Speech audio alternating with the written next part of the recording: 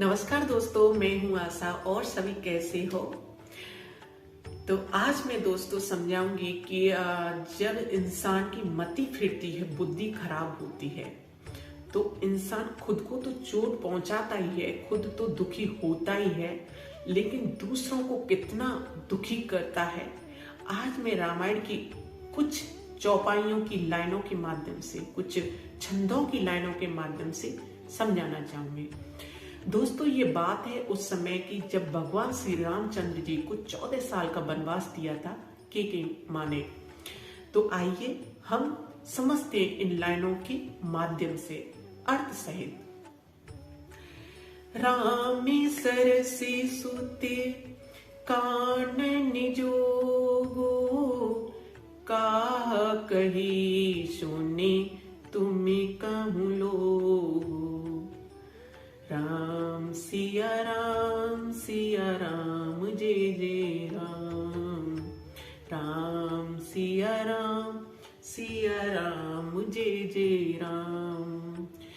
उठहि बेगे सोई करहु उपाय, जय विधि सो के कलंक नसाए। राम सिया राम जय जय राम। राम सरस सुत कानन जोगो, यानी अयोध्या के कुछ बुजुर्ग महिलाएं, कुछ केके की मित्र सहेली उसे समझाने आई हैं कि राम सारस पुत्र क्या बन की योग्य हैं।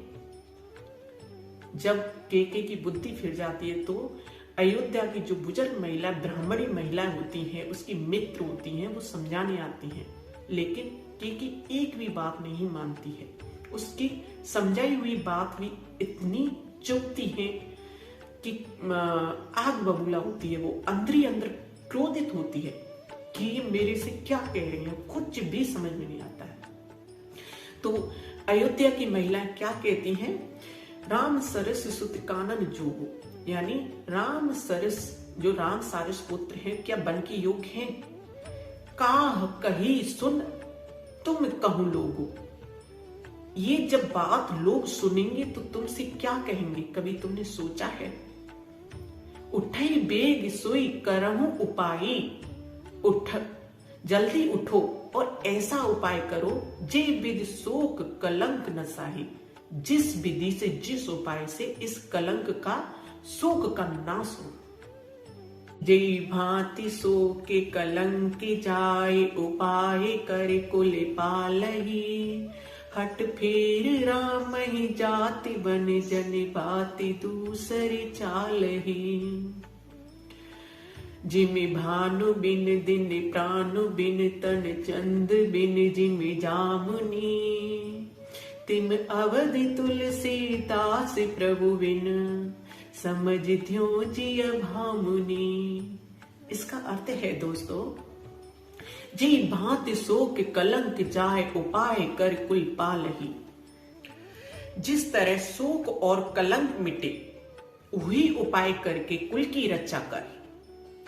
हट फेर राम ही जात बन जन बात दूसरी चालही, यानी हट करके, जिद करके श्री रामचंद्र जी को बन जाते हुए, जो बन जा रहे हैं उनको वापस कर ले, लौटा ले, अपने पुत्र श्री रामचंद्र को लौटा ले। ये बुजुर्ग महिलाएं समझा रही हैं, अयोध्या की महिलाएं समझा रही हैं, उसकी मित्र समझा रही हैं कैकेयी की। जिम भानु बिन दिन प्राणु बिन तन चंद बिन जिम जामुनी। गोस्वामी तुलसीदास कहते हैं कि जिस तरीके से सूरज के बगैर दिन, प्राणों के बगैर तन और चंद्रमा के बगैर रात्रि शोभाहीन होती है, निर्जीव लगती है, उसी तरीके से अयोध्या नगरी कैसी हो जाएगी? एकदम शोभाहीन, निर्जीव हो जाएगी। हे भामनी, कुछ सोच विचार कर हृदय से देख तो सही। तिम अवध तुलसीदास प्रभु बिन समझ ध्यो जी भामुनि। ध्यो हृदय से विचार करके देख, सोच के देख। सखिन सिखावनु दीन, सुनति मधुर परिणाम हित, ते कछु कानन कीन। कुटिल प्रबोधि कुंवरी, ये छोटा है दोस्तों।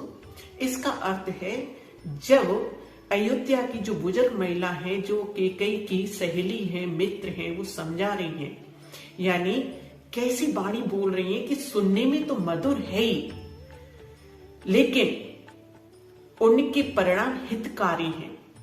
सखिन सिखावन दी, सुनत मधुर परिणाम हित। मधुर सुनने में कैसा है? मधुर है। उनकी जो बातें हैं मधुर हैं और परिणाम हितकारी है कि कैसे ही करके इसकी दिमाग में आ जाए, बुद्धि में आ जाए, ऐसी वाणी बोल रही हैं, मधुर आवाज में बोल रही हैं, मधुर स्वर में बोल रही हैं, कैसे भी करके इसके दिमाग में बैठ जाए। पर नहीं, कैकेयी की ऐसी बुद्धि फिर चुकी है। ते कछु कानन कीन, कुटिल प्रबोधि कुंवरी, यानी उसको कुछ भी सुनाई नहीं दे रहा है। ते कछु कानन कीन, क्योंकि जो कुटिला कुंवरी है, उसने ऐसी सिखाई हुई है, ऐसी पढ़ाई हुई है, उसकी बातों के सामने ये जो मित्र हैं, जो बुजुर्ग महिला हैं अयोध्या की, उसकी उनकी बातों को कुछ भी ध्यान नहीं दे रही है। तो ऐसी मति फिर चुकी है कैकेयी की। उतरन देह दुसैर सिरो की, मृगन चितवे जनु वाग निहू की। व्याधि असाध जाने तिन त्यागी, चली कहते मति मंद अभागी। राम सिया राम सिया राम, जय जय राम। राम सिया राम, जय जय राम।